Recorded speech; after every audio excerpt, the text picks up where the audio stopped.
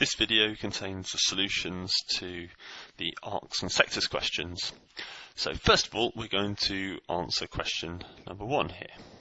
So we've been given a sector, and first of all we get told a bunch of stuff which we can see from the diagram, like the 13 centimetres and the 150 degrees. And finally we're asked to calculate the area. So very simple, this shape is a fraction of a circle. And all we have to do is write down the fraction, which is really straightforward because it's 150 degrees out of 360. And we multiply it by, in this case, the area of a circle, which is pi r squared. So that's pi times 13 squared. And we type it into our calculator, and that will give us 221.22. And of course it's square centimetres. Now, we just check to see what the question wants, and it wants a 3 significant figure answer. So we go to the biggest part of our number, which is the 200, and we go 1, 2, 3, so we want 221. And I've just make sure you look at the next digit to see if you need to round the 1 up or not, but we don't. Okay, question number 2 is very similar, so we're just going to go through again and have a look. So again, we can see this from the diagram, we can see that from the diagram, and this time we're after the perimeter.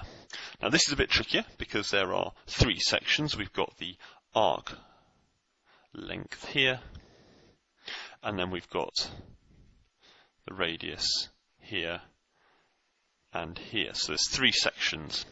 So let's do the arc length first.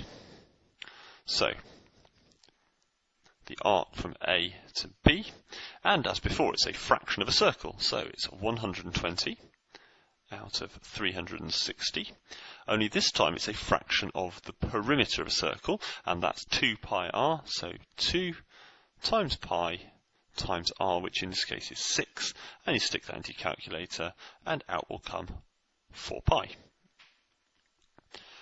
Now, this question asks for the answer in terms of pi. So I'm not going to turn it into a decimal. So the final perimeter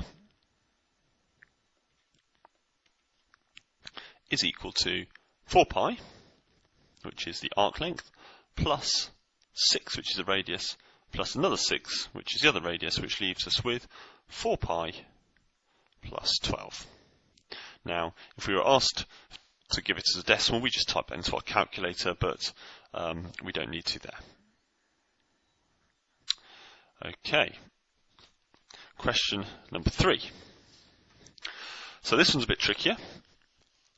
We've got a sector here, we've got a triangle as well, you see the triangle inside the sector, and we've got a shaded segment.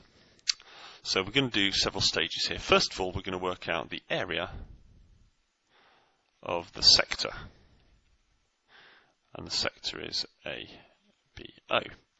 So as before, really straightforward, it's a fraction of a circle, so it's 57 over 360, and we're after area, so the area of a circle, so it's pi times r squared, which in this case is 8.2 squared. And we stick that into our calculator, and out will come 33.446. Now we're going to do the area of the triangle. And if you look in the front of your exam book, you'll find that the area of a triangle is equal to a half BC sine A, or something similar. Now, the way to interpret this is you've got an angle, and then you've got 2 sides. So there's only one angle in this question, which is there, and so the 2 sides must be here and here on either side of it. So the way I construct it is it's a half of 8.2 times 8.2, that's my BC, times sine of 57. And don't forget to check that you're in degrees or D mode. There should be a little D or deg on your calculator screen. Now if you type all that lot into your calculator, most calculators put brackets there, you should get the number 28.196. And now we're in a position to work out the shaded area, which is this bit here. So, the shaded area, the segment, is equal to the area of the whole thing, the whole sector, which is 33.446, and we subtract the area of the triangle, which is 28.196, and we should end up with a grand total, so 33.446 minus 28.96, and that gives us 5.25. And this is an area, so it's square centimetres. Right. Finally, the challenge question. Bit of a beast, this one. So we've got a water trough, and we find that water leaks out, and after 2 hours, the level's gone down by 20 centimetre, and we're asked how many more minutes will it take to empty completely. So there's two sections to this. First of all, we deal with the 20 centimetres drop, and that gives us the speed of leakage, and then we work out what's left and how long it takes to go. So, in 2 hours, it leaks. And we just got to work out the volume of this top 20 centimetre bit. So the volume of that is the volume of a cuboid, if you can see that. So there's our cuboid here. So that top section there. Okay, so the volume is equal to 20, which is the height, times 30, which is the width, times 120, which gives you 7,200, and that is cubic centimetres. That's 2 hours.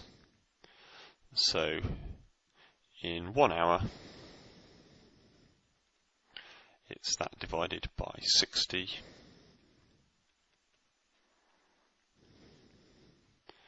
which gives us, in fact it's not, that's 60, that's 2 hours, isn't it? So it's half of that, so forgive me, I'm half asleep here, so that's 2 hours. So we want to know an hour. An hour is obviously half of that, which is 3600, and if you divide that by 60, then we get 60. So it's per minute. Have a little think about that. This is the 2 hours figure, so in 1 hour it's that. We divide it by 60 and we get the amount per minute. Right, so the amount left. Now the amount left is this bottom part of the shape, and if you notice it's a trapezium, it's a trapezium prism. So I'm going to use the formula for the volume area of a trapezium, which is a half the top number, which is 120, plus the bottom number, which is 80, times the height, which is 40. So that's the area, and then I'm going to multiply that by the depth of the prism, which is 30. Should be multiplied there. And that lot works out to be 120,000. Now, how many more minutes does it take to lose that amount of water? Well, we know what we get per minute, so we just got to divide this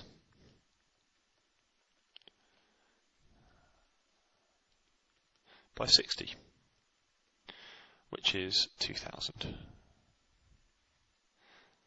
So it takes 2,000 minutes to empty the remainder of the trough. Hope you found that helpful.